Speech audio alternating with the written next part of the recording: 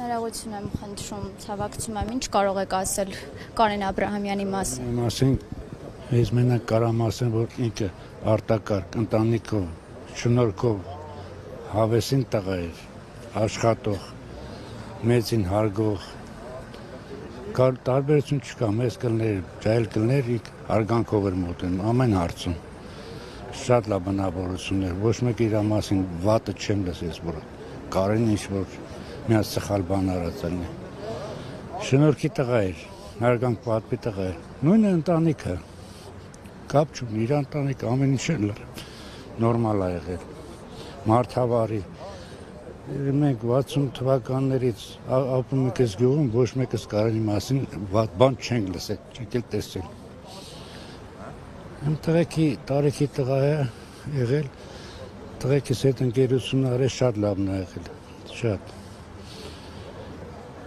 Ինչ կարամ, ոչ մի բան էլ չեմ կարող ավելացնել աղջիկ ջան։ Փաստորեն նա սպանվեց միայն նրա համար, որ այդ պահին գտնվում էր նրա ընկերոջ Վալոդյա Գրիգորյանի կողքին։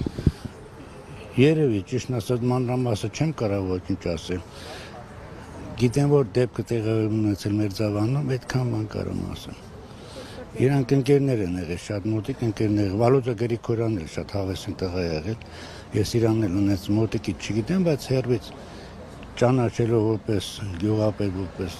աշխատող շատ լավն եմ տեսել։ Դեպքի մասին երբ լսել եք։ Ես ծանր տարա ճիշտն ասած, չէ պատկերացնում, որ հիմա չեմ հավատում, որ այդպես բաներ են կատարում մեր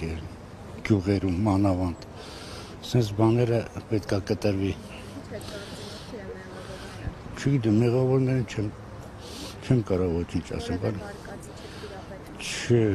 չեմ կարող ասել։ Չեմ կարող ասել։ Դե անձնականն այն թե ինչ է, ոչինչ չեմ կարող ասել։ Բարև ձեզ։ Կարեն Աբրահամյանը ձեր գործընկերներ։ Չէ, ճիշտ ասած, մենք իրար հետ համատեղ չենք աշխատել, բայց դա մեր ամբողջ համակարգից է։ Ճանաչում եք նրան։ Չէ, անձնապես չեմ ճանաչել, կներեք չեմ կարող խոսել։ Բարև ձեզ։ Ներողություն եմ խնդրում, ցավակցում եմ ձեզ։ Ինչ կարող եք ասել Կարեն Աբրահամյանի մասին։ Արդեն դեպքը ցույց է տալիս էլի ամեն ինչ, էլ ինչ ասենք խոսքերով։ Ոչինչ։ Ինչ կարող եք ասել։ Արտասահմանցը չեմ անում։ Ինչ ասեմ, այտենց անտանելի մահեր, շատ սարսափելի։ Ինչ ասեմ այ բալես, շատ ծանր էր։